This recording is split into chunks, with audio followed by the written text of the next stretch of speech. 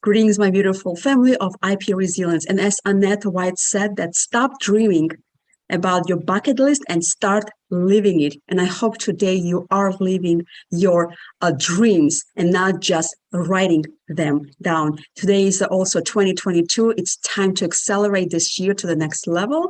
And whatever dreams you have or have not have accomplished in the past, this is the chance and this is the dream to do it.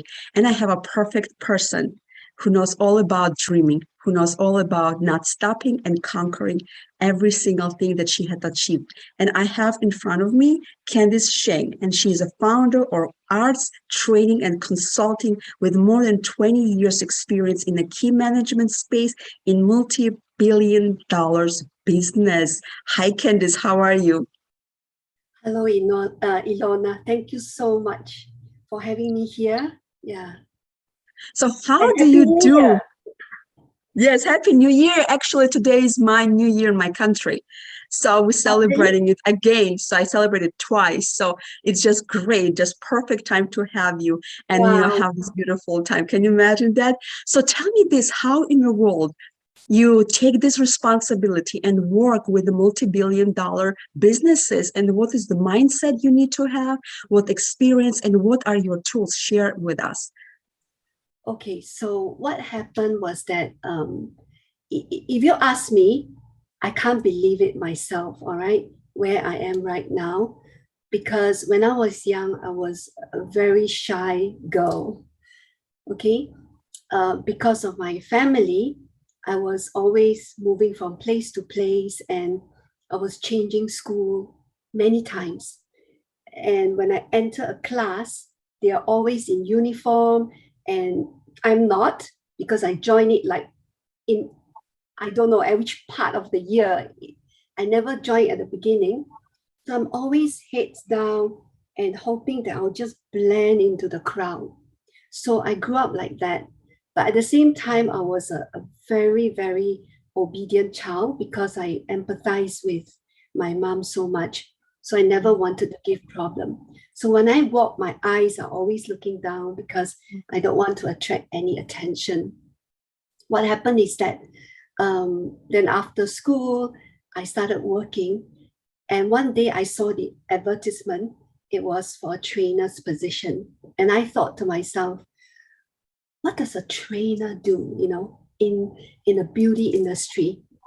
And when I was young, I wanted to be a school teacher. I think that's quite typical, right? So then I thought, what does a trainer do? And I just applied for it and I got the job. It wasn't for a trainer because I didn't have the experience, but they recruited me as an assistant trainer.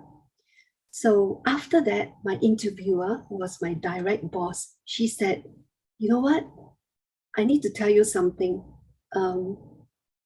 I thought you could do the job, but at the same time, I was worried that you may get bullied because you look so fragile and soft. And I think the people are going to bully you. But anyhow, I gave you the chance. So I really want to thank her. Miss Pamela Holden. I say her name here. Yeah. But I proved her wrong because still in my own style, okay, I wasn't aggressive or anything, but I find that I could get the buy-in, right? And I could get things done. And then I realized that, hey, I really love this job and I love sharing. I love working with adults, I think, rather than teaching in a school. And I love sharing with people. So that's how I went step by step by step. And very soon, in fact, after a few years, I went into a regional training space, right? And I was always pioneering the training division. So I always started with one person, and then I increased, I have my team members. So that's how I managed. Yeah. And in fact, if you ask me how I managed my job then in the multi-billion dollar business, at that time, I had a lot of experience in my training already. So it was okay. But the job was very, very intensive. And it's just that I had to juggle between my work and my family life. And because I was a single mom, so that part wasn't easy. Yeah. Candice, I really commend you. You're very strong and courageous, and you are, you really tapped in our hearts and our mind as well, because there's so many people out there that, by looking at them, you already judge them without knowing them, their skills, their abilities, and their talents. When they sit with you and speak with you, let's say in the interviews, they already met prejudgment. Oh, she's a soft-spoken, she could be bullied, or she doesn't have anything, she doesn't know how to take care of, let's say, IT or like technology thing. So they already prejudge you. But what you prove them wrong, that's the statement. And I really want everybody to be ignited by your story, because I want everybody to know it's okay to be different. It's okay when people prejudge you, as long as you stay true to who you are. And Candice, please let us know, what was that special thing that carried you through? How did you, found this ignited flame inside of you? Right. So I think what happened also was that I found something that I really love to do. Yeah. So I didn't know anything about like really training, standing up there and speaking to people. But when I started doing it, I realized that, hey, this is my cup of tea. And more, I fell in love with it. There were times when, after working for a few years, I thought, yeah, how far can a trainer go? At that time I was still very young. And I thought maybe I should go into marketing. And I tried to switch. But when I was actually offered the job, I'm lucky because I made a final, I was thinking to myself, okay, so I got the job already. Should I tender my resignation? And then I realized that, oh no, I should stay on and do what I really love. Not think that, oh, maybe, this job will not lead me to any place and that one has higher prospects. And I'm so glad I did that, because I really found my dream. Yeah, and that is what really pushes me forward. This is nothing better than following your dreams and doing what you love. I know there's lots of people are hunting after promotions, after more money, after more this, but they're doing it because to satisfy or compensate their life through the, money and compensation, into salary. But there's no price you can put when you follow your dreams. And like when you said that when you fell in love doing what you love, what you do, and when you actually found your satisfaction in life, what you're doing, I think you felt happy. And happiness, is priceless.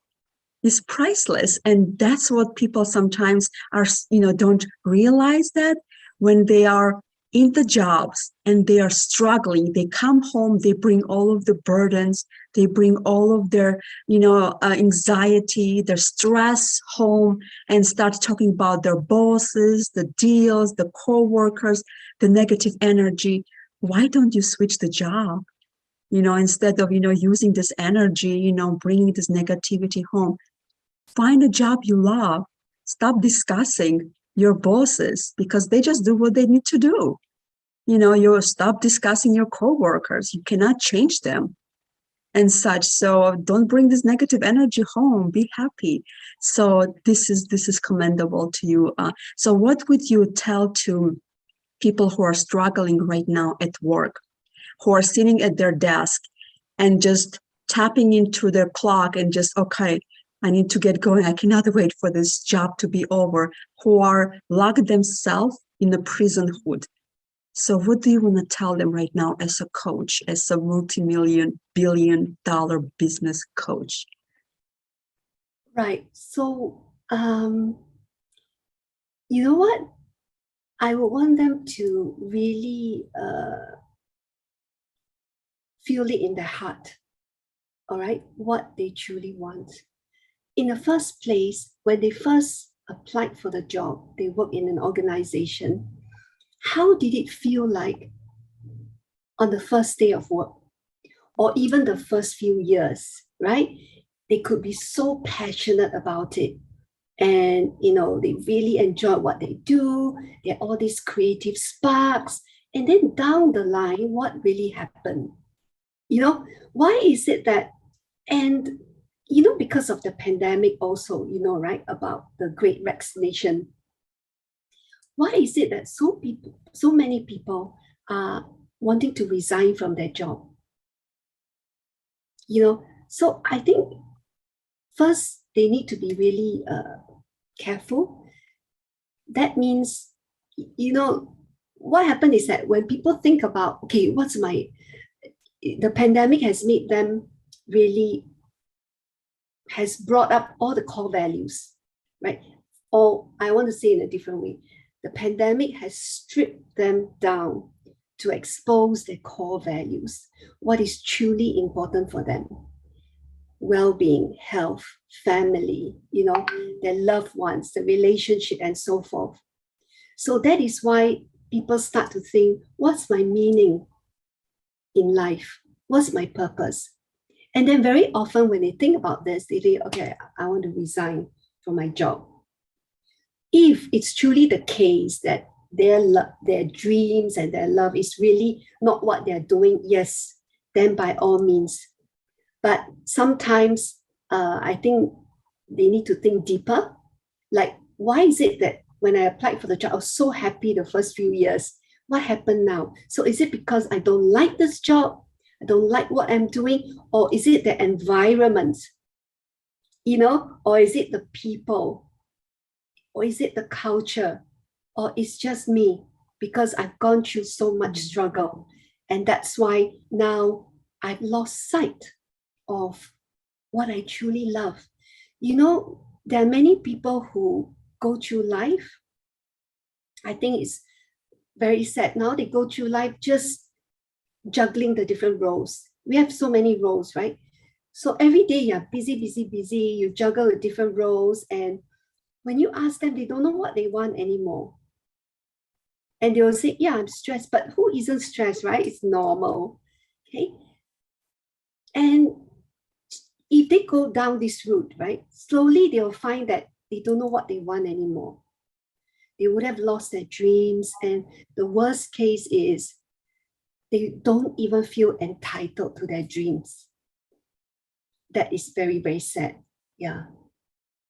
I think you tapped into very important things, and you really did it so carefully and so beautifully for all of us. And you kind of reminded us to refocus.